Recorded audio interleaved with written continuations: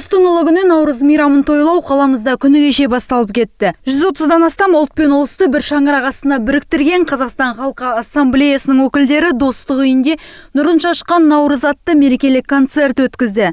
Мереке театрландырылган коюлум менен баштап алды. Кадыр ата батасын берип, аластоо расими өткүзүлдү.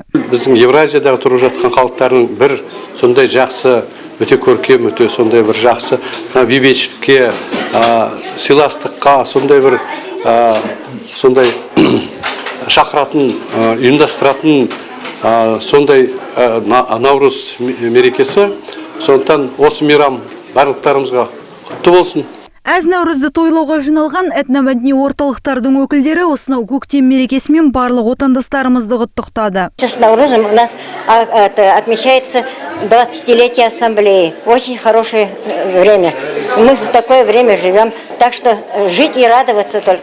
Поздравляю всех жителей Казахстана с праздником всем. Наурыз мейрамымыз құтты болсын. Мереке барысында түрлі ұлт өкілдерінің салт дәстүрлері көрсетіліп, ән мен би шырқалды. Жиналған қонақтар Наурыз мейрамының басты тағамы Наурыз көже мен бауырсақтан дәм татты.